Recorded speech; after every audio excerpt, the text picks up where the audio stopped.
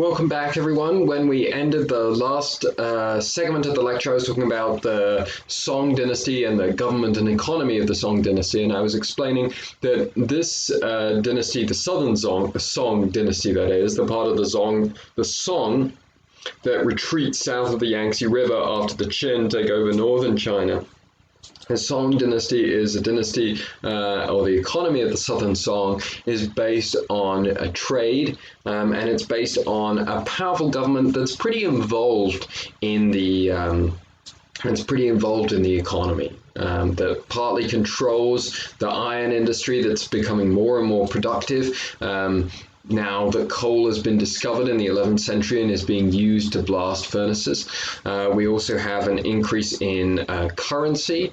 Typically, when a society the economy of a society is run using currency rather than bartering and trade, the government has more control because, of course, the government is producing the currency. The government can choose how much currency to introduce into the economy of the society, and therefore they can control how much the money is worth. They can, to an extent, control who is going to get wealthier and who is going to get poorer in this society. The Song maintain the law code of the Tang dynasty, with roving sheriffs and magistrates to maintain law and order.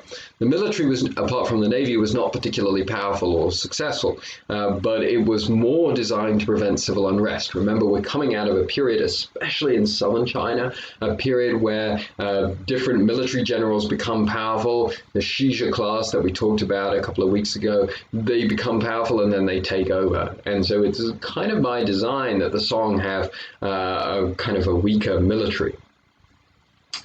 So that's the end of the Song dynasty. China's reached this stage towards the end of the 12th century where the Jin, this Jurchen dynasty, are ruling in the north. The Song, a Han Chinese dynasty, are ruling in the south. And now we come to one of the great transformational moments in Chinese history, the coming of the Mongols. So this is tapping into our theme of looking at the role of outsiders in the history of these different Asian civilizations.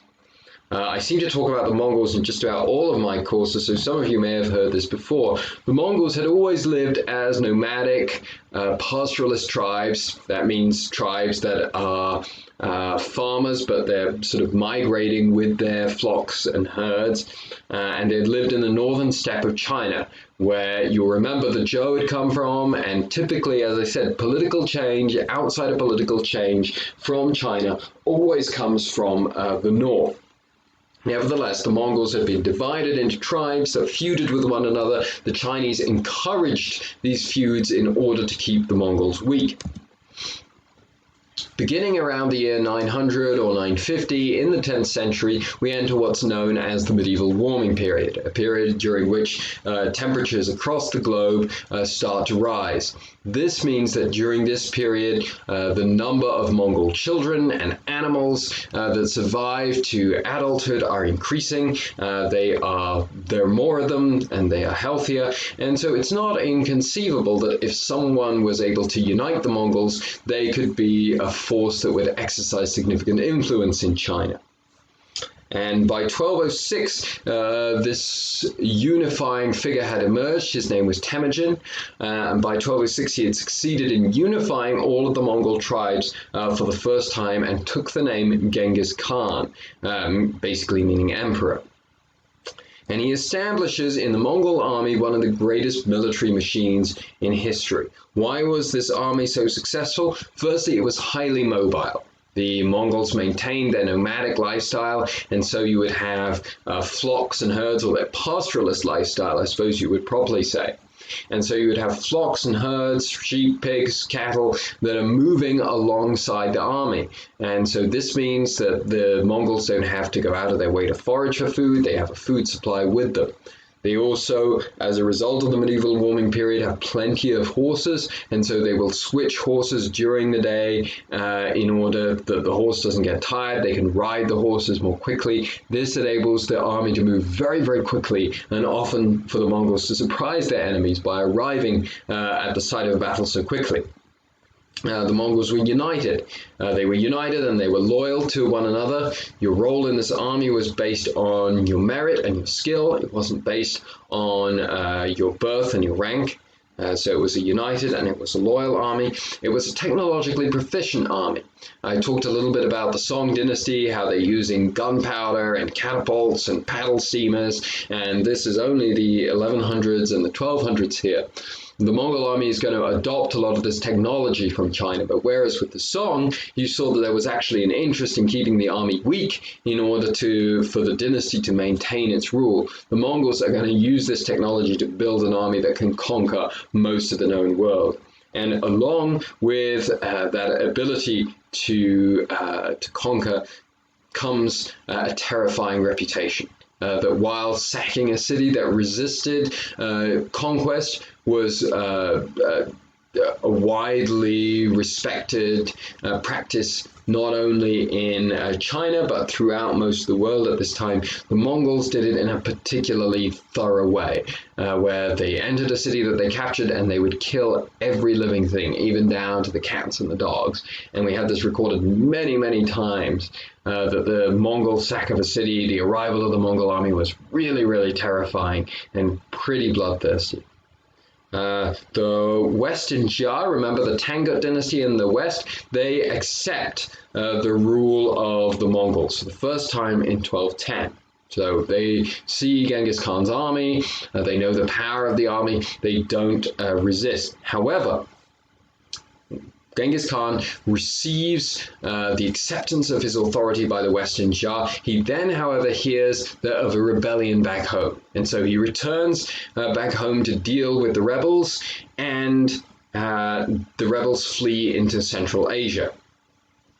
When the Central Asian rulers refuse to help Genghis Khan, he defeats them, and because the Western Jia didn't help him defeat the Central Asian rulers, he defeats them as well. So the Western Jia probably assumed that the Mongols had shown up, they looked pretty intimidating, they never managed to hold together and be unified together before, and so that once they left to deal with this rebellion at home, they wouldn't see them again, and so they reneged on the alliance. Bad idea with Genghis Khan. Genghis Khan completes the defeat of these tribes after his conquest of the region of Samarkand in northern Asia, and so now he's established control of sort of this Central Asian plateau. He then seizes control of the Russian steppe and attacks the Jin. Attacks the Jin allied with the Han Chinese. So it's important to remember that the Jin dynasty, of course, is not an indigenous Chinese dynasty. It's this Jurchen tribe, or this Jurchen ethnicity that's taken over the rule of northern China. And so for the Han Chinese, for the indigenous Chinese peoples, they're not drawing a whole lot of distinction between the Jin and the Mongols. And so they throw in their lot with Genghis Khan and they help him fight against the Jin and defeat them. Beijing is sacked. The Jin defend Kaifeng with artillery, but it too is captured. And 7 years after Genghis Khan, the Jin are finally defeated and the Mongols have gained control of northern China. Genghis was succeeded by one of his sons named Monkey, who successfully attacked the Middle East and attacked Europe, but also sent an army against the Song. So the Song had seen the chaos that's taking place in northern China, and they think, wow, this is an opportunity for us to reclaim the territory that the Song had held before the rise of the Jin. However, they, like everyone else, basically are defeated by the Mongols. On the PowerPoint, it says that Kublai Khan succeeded Genghis. He actually, of course, succeeded Monkey. Now, Kublai is not able to maintain unified the huge Mongol empire that stretches across most of Asia and the Middle East at this point. And so that's going to break into 4 parts. However, he does claim the mandate of heaven. So he's going to rule, he's going to be more successful in ruling China than Monkey and Genghis Khan had been. And so he is able to defeat the Song and claim the mandate of heaven. He establishes Beijing as the capital of his new dynasty and completes the conquest of the Song in 1276. Again, it's important to remember that much of the army, or a significant part of the army that defeats the Song under the leadership of Kublai Khan, is made up of Han Chinese soldiers. And so it's not as though the Mongols are just an outside force that's come in and that is defeating the Chinese, but that the Chinese are unified, or at least some Chinese are united with the Mongols. After his conquest of the Song, Kublai has united China, and so China has been reunited again for the first time in about 300 years, and it will remain united for the rest of modern history up until the present day. This is the great significance of Kublai Khan, that he was able to unite all of China and to reunite all of China and establish the principle of China being united. And like other conquerors from the north, Kublai Khan and the Mongols are going to adopt a lot of aspects of Chinese culture and the political philosophy of Confucianism, which was seen as the way that a state should be governed, while still emphasizing their roots as people of the steppe, as outsiders. And so again, here we see this pattern in China of the outsiders adopting Chinese culture, but with the Mongols, they're maintaining a little bit of their own identity more than was typically the case. Kublai's other great significance is that he supports the development of the Pax Mongolica. There's a concept that we talk about in the Western Civilization 1 class, that after constructing this enormous empire through pretty ruthless violence, the Mongols are going to oversee a period of peace throughout the different regions of Asia, which enables trade across the Eurasian landmass. And Kublai Khan is going to be very important in setting this up. It means that Western Europeans, for example, are going to have more interaction with China and with Asia than they've had before. Kublai Khan also expands the Grand Canal, improves interior Chinese infrastructure, but the rest of his reign and those of later Mongol rulers of China was troubled.